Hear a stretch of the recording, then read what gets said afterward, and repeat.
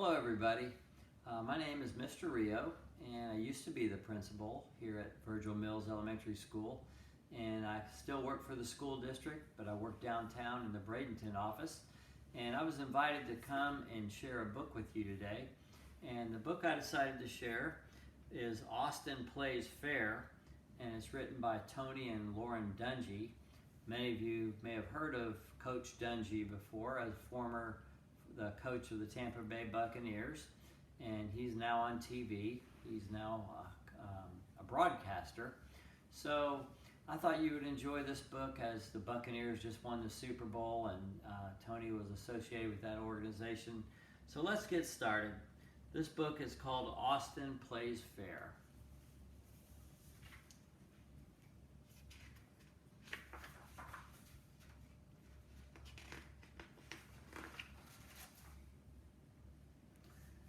And to start off with, I always like reading the dedication of the book. And this book was dedicated to our children. We pray you will find the courage to honor God in everything you do. Love, Mom and Dad. Austin loved playing football. He loved running down the field, catching passes, and throwing spirals.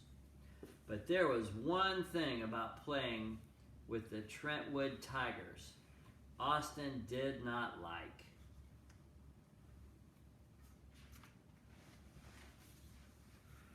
The Trentwood Tigers had lost 6 games in a row. "Don't worry," said Austin's dad. "You just need a little more practice." "Have fun," said Austin's mom. "Having fun is more important than winning." Austin tried to have fun as the Tigers warmed up for their next game, but he still wished the Tigers could win at least once.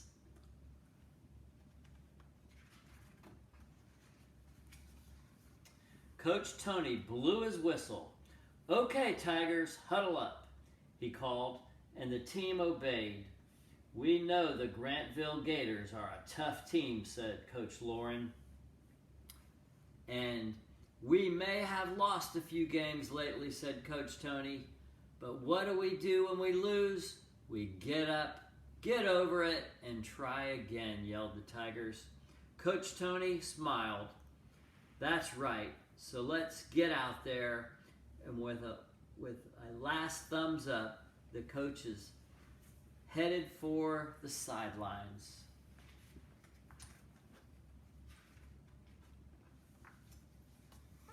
"Hey guys," said Bryce, when the coaches were gone, "I know a trick that can help us win." The team exchanged excited looks. "What is it?" asked Carson.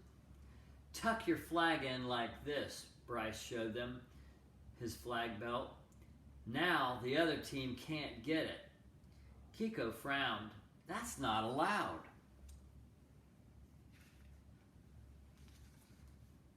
Bryce wasn't listening.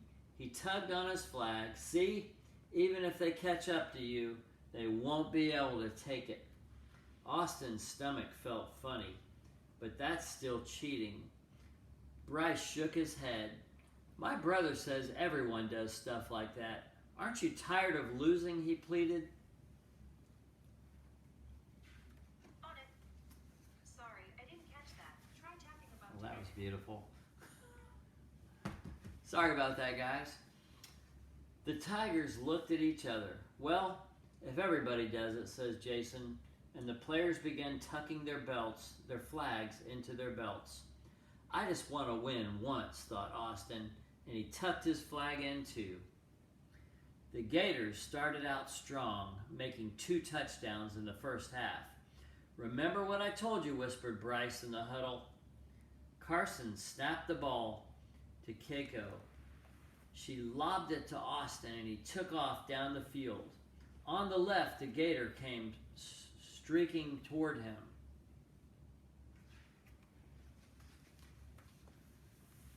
The Gator caught up with Austin at the 5-yard line and grabbed for his flag, but it stayed tucked in tightly on his belt.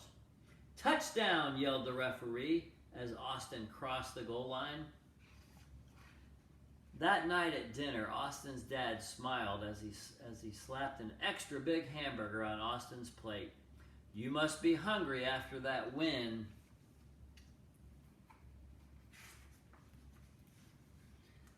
I knew all your hard work would pay off, said Austin's mom.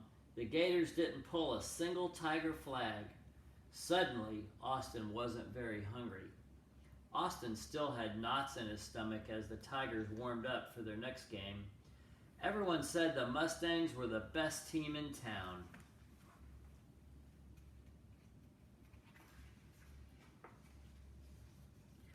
Great game last week, Tigers, said Coach Lauren. But don't forget, added Coach Tony, winning isn't the most important part of football. Austin raised his hand. My mom says the most important part is to have fun. Coach Tony smiled. Well, it's important to have fun, but it's even more important to play a game you can be proud of.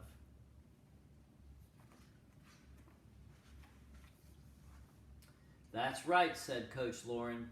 If you've done your best and played fair, you can feel proud of every game, even the ones you lose. Don't forget to tuck in your flags, said Bryce as soon as the coaches left the huddle. Austin crossed his arms. No, he said loudly. Everyone looked at him.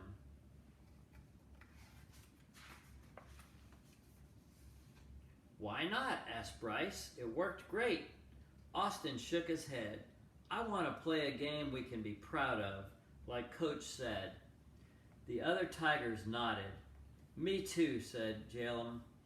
No more cheating, said Carson. Bryce looked unhappy, but he didn't argue.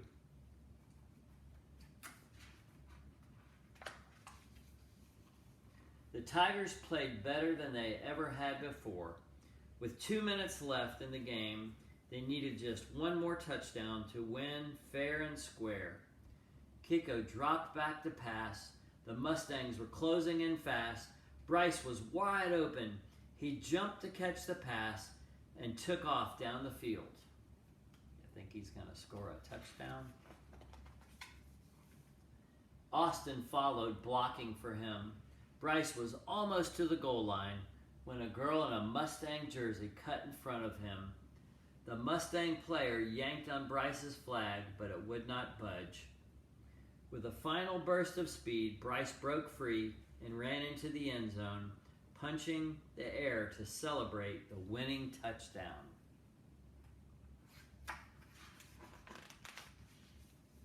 The Tigers rushed onto the field cheering, but Austin didn't feel like running anymore.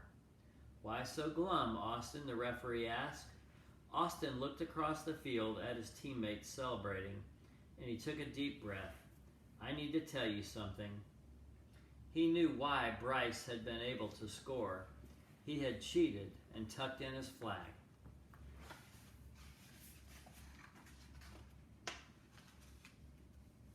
After the game, Austin said his family went out for ice cream. I know it was probably hard for you when the referee took away the touchdown, said Mom, but we were so proud of you for being honest. We sure are, said Dad. How do you feel?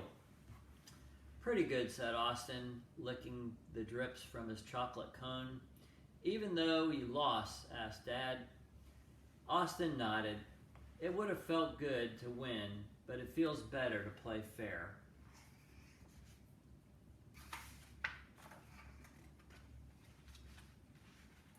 He took another lick of the ice cream and grinned. And next time, we're going to do both. I hope you enjoyed this story about playing fair and being honest, and it sure does feel better when you win and you know you've played by the rules. It's been fun being able to share this book with you, and we'll be leaving a copy of this book in your media center. So thanks for inviting me to come share with you today.